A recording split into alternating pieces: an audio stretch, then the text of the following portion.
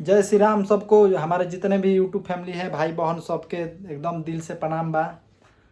आ कहना मी बाकी यूट्यूब पर ढेर दिन से वीडियो नहीं डालात हैं, शॉर्ट से डालाता, लॉन्ग वीडियो तो नहीं आवत यार। का हम कहीं ये घड़ी दिल दिमाग ठीक नहीं रहत।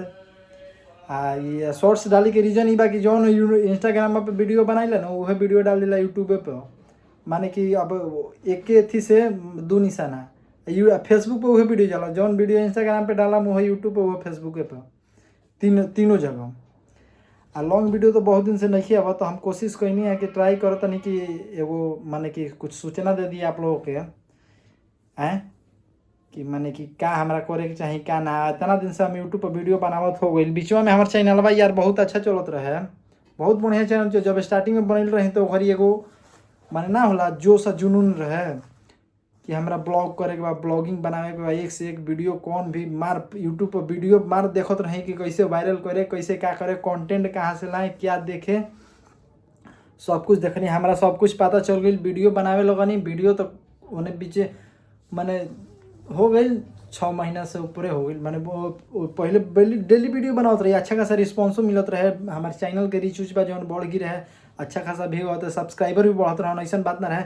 अब बीचवा में जो 9 महीने छोड़ देनु भाई, चैनल के रीचे हमारे गिर बा, जौन व्यू डाउन भइल बा, अभी तक उठत नहीं खे। शॉर्ट्स पे डालता नहीं तो 400-500 व्यू जाता, लेकिन जौन का बात बा, जौन लॉन्ग वीडियो बा ओकरा पर तो अभी लागत चैनल डेड हो गई बा यार, डेड या डीड जौन भी कहत हो गया हमारा नहीं पता, उहे हो गई बा। लेकिन अब हम सोचता नहीं कि डेली वीडियो डाली। रहल बात कंटेंट के, तो कंटेंट उटेंट कुछ ना आई, जौन हमारा मन में आई हम उहे डालब। जरा देखे कोई देखी, ना देखी तो साइड हट जाओ, ठीक नु। कोई जोर जबरदस्ती नहीं है का, बात गलत है ना नु। हाँ, तो यही से कहा था। अब ब्लॉगिंग तो आई है, खरी शूटिंग वूटिंग में नहीं जाती यार। शूटिंग में रहल बात की ब्लॉगिंग करे के टाइम तो नहीं मिल सारा, चिल्लाए लगल सब शूटिंग हवा में, तही कैमरा ऑन करो, कैमरा बंद करो, कैमरा बंद करो, गाना लीक हो जाएगा तो वायरल हो जाएगा, ये हो जाएगा।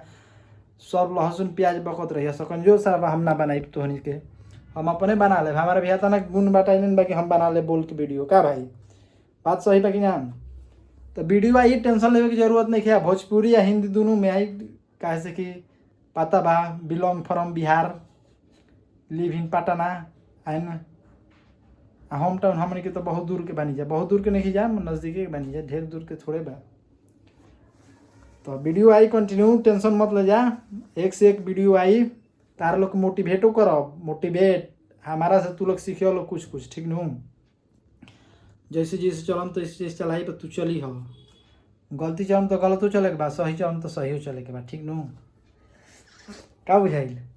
तो अभी समय होता 10 बजे वाला बा भाई, देखो अभी माने कि हाँ 9:45 होता। हम तो आज सुबह 8 बजे से उठल बानी, तो नाश्ता उस्ता कर ले बानी, कुछ कुछ खा ले बानी, फल फूल। तो अभी ठीक बा, एनर्जी बरकरार बा। फिर 1 बजे से डांसो क्लास में जाए के बा यार, कहे से कि प्रैक्टिस बा, कॉलर रहनु करावटा शो में हमने जाए के बा, तो उजू जाए के बा। घरी हुमाच के उजू प्रैक्टिस चलता, एकदम मार दे है, कमर खिया दिल बा, नाचत नाचत पतली कमर बन गई बा। हमने के लाओ के बिहार के नोरा फतेह हमनिए के बानी जा। तो चलो वीडियो में ज़्यादा कुछ ना बोलब, वीडियो के एंड करा तनी। डेली वीडियो आई, भाई के तनी सपोर्ट करो लोग, ठीक नु। ऐसा ही खाली देखला से थोड़े हो, खाली लाइको कर दो यार, ना चैनल को सब्सक्राइब कर दो। चलो ठीक बा, बाय बाय, फिर मिलो तनी अगला दिन। Love you.